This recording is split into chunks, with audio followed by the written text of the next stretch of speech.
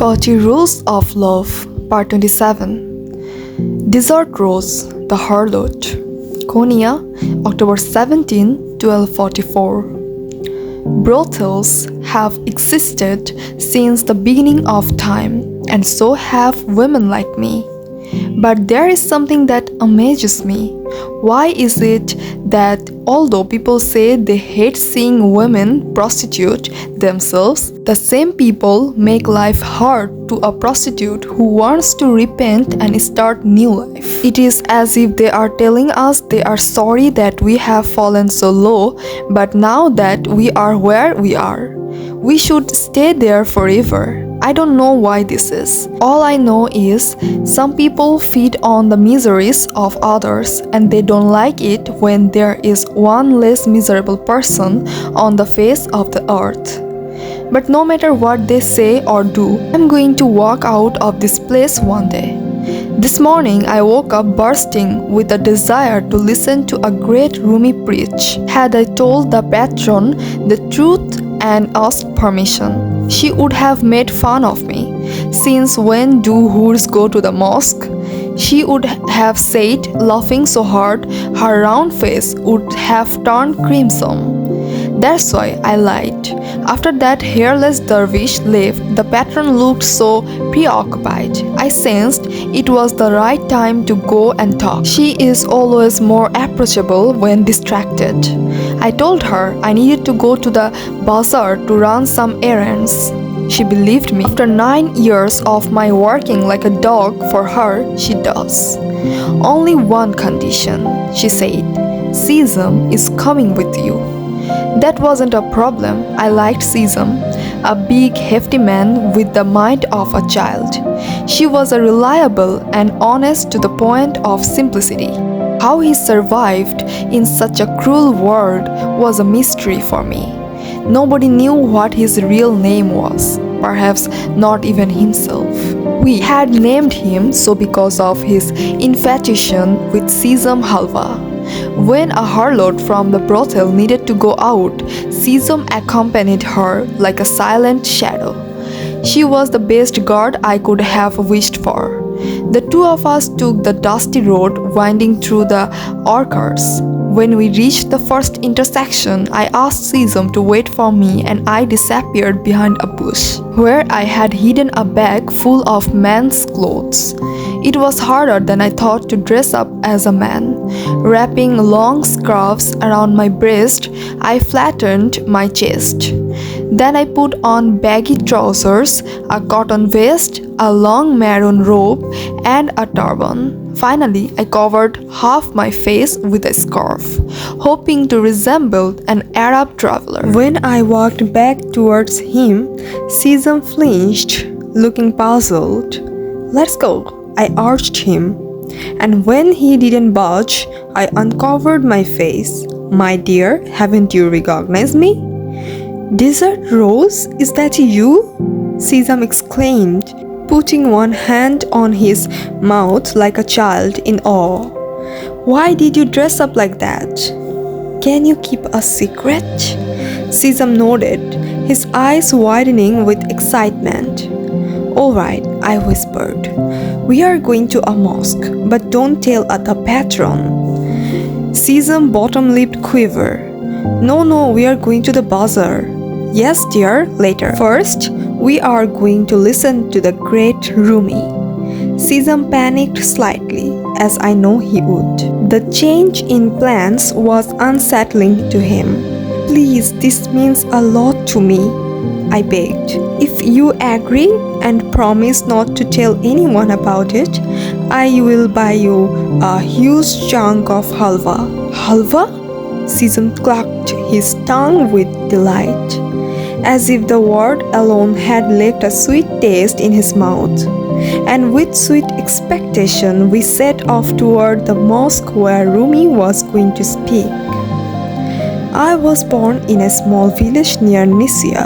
My mother always said to me, "You were born in the right place, but I am afraid it was under the wrong star."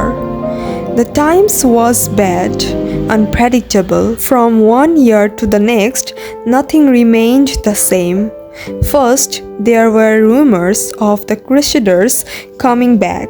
We heard terrible stories about the atrocities they committed in Constantinople, ransacking the mansions, demolishing the icons inside chapels and churches. Next, we heard about Seljuk attacks, and before the tales of terror of the Seljuk army faded, those of the ruthless Mongols started.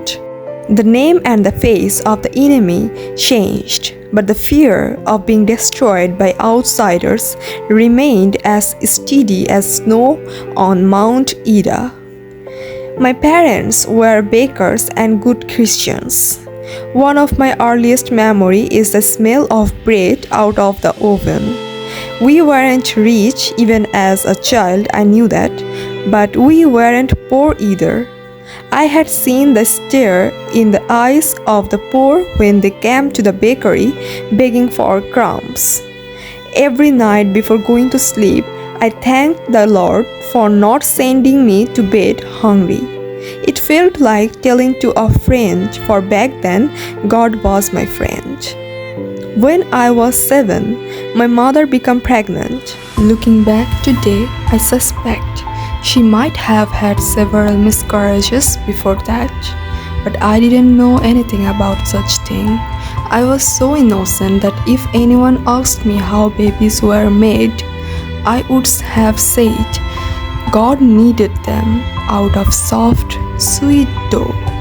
But the bread baby that God needed for my mother must have been enormous, because before long her belly swelled up big and tight. Mother had become so huge she could barely move. The midwife said her body was retaining water, but that didn't sound like a bad thing to me. What neither my mom nor the midwife knew was there wasn't one baby but 3. All were boys. My brothers had waged a war inside my mother's body. One of the triplets had strangled his brother with his umbilical cord, and as if to take revenge, the dead baby had blocked the passage, thus preventing the others from coming out. For 4 days, my mother remained in labor. Night and day we listened to her screams until we heard her no more. Unable to save my mother, the midwife did her best to save my brothers. Taking a pair of scissors, she cut my mom's belly open, but in the end, only one baby survived. This is how my brother was born. My father never forgave him, and when the baby was baptized, he did not attend the ceremony.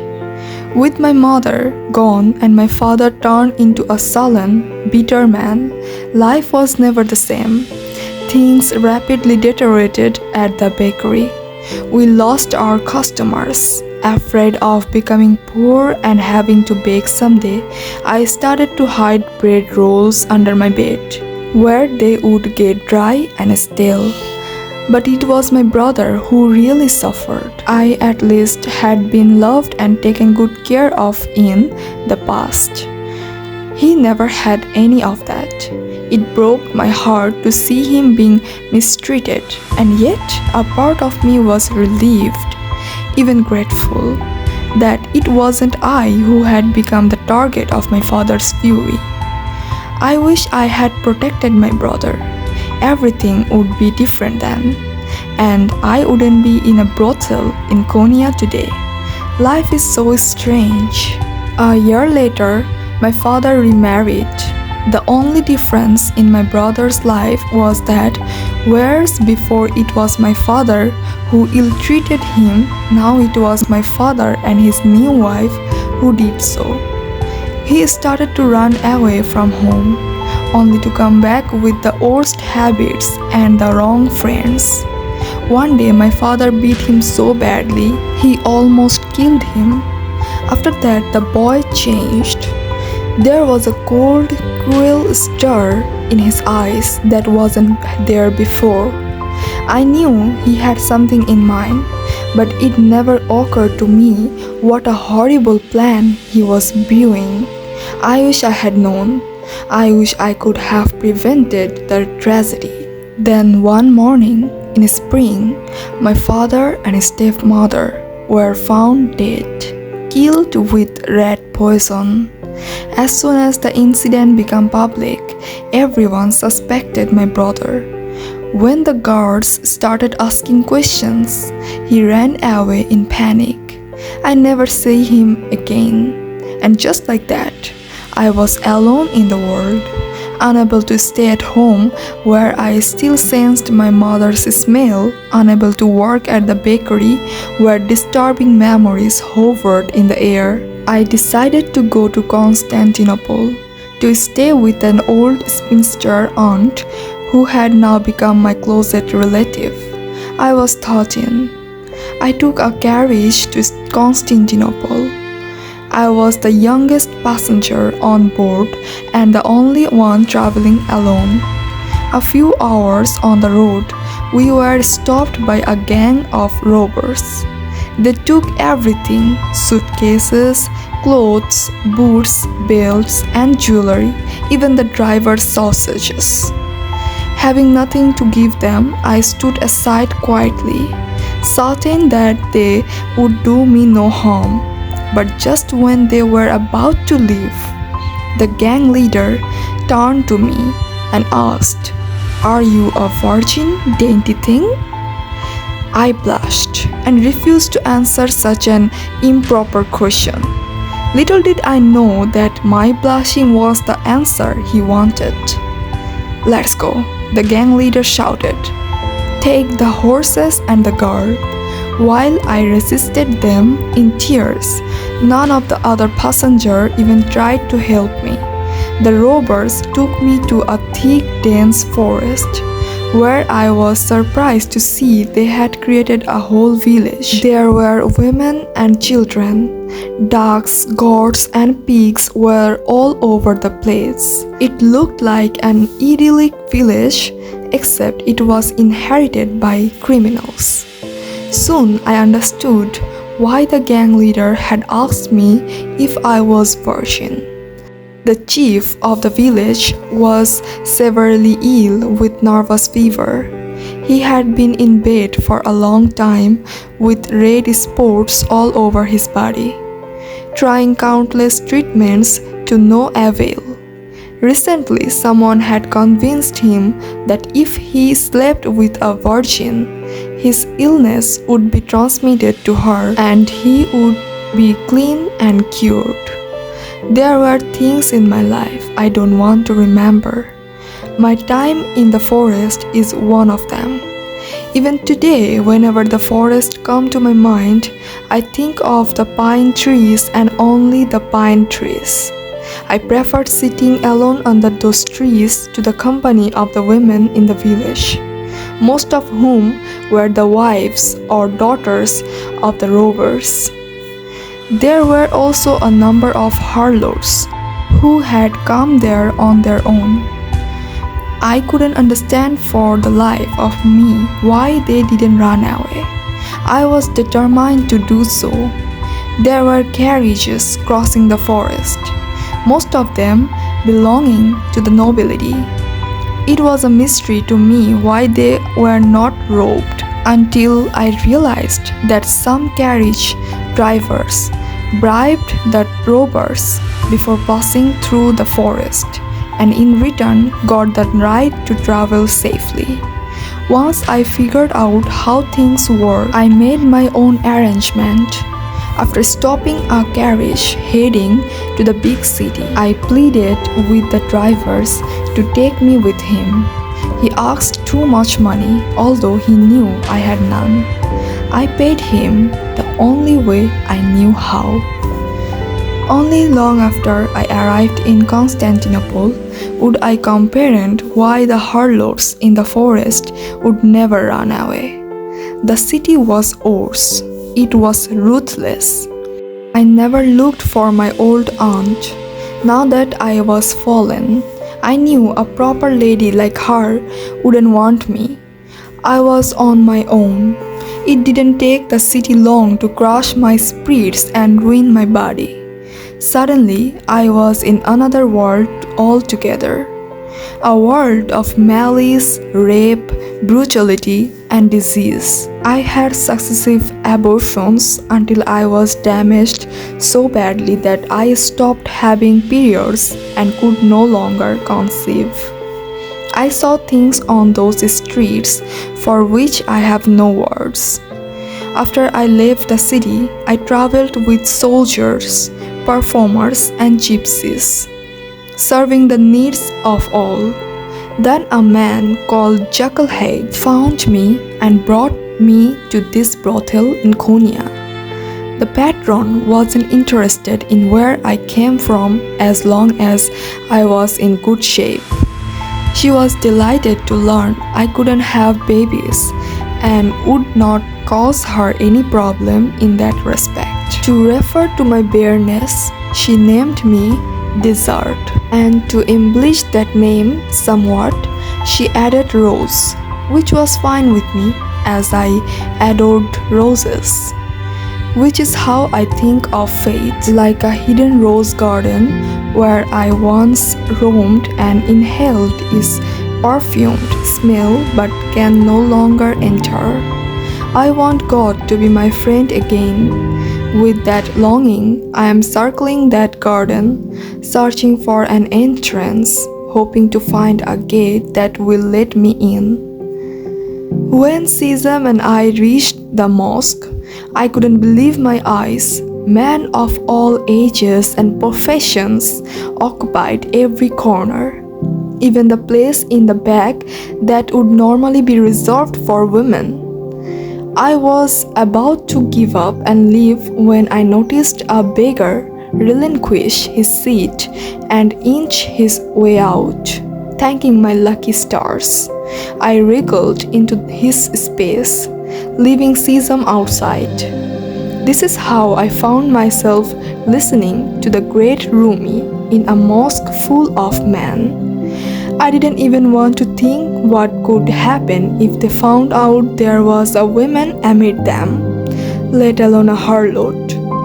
Chasing off all dark thoughts, I gave my full attention to the sermon. God created suffering so that joy might appear through its opposite. Rumi said, "Things become manifest through opposites. Since God has no opposite, He remains hidden."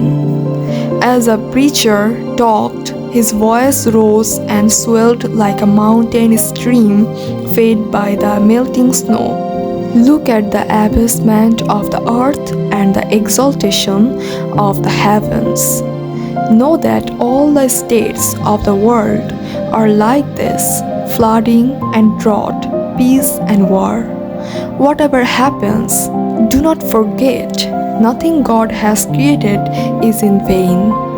Whether wrath or forbearance, honesty or guilt.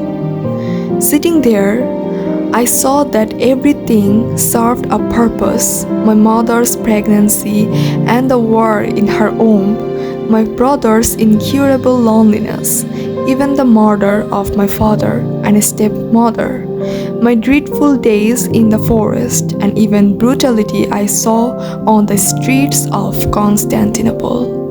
They each contributed, in their own way, to my story.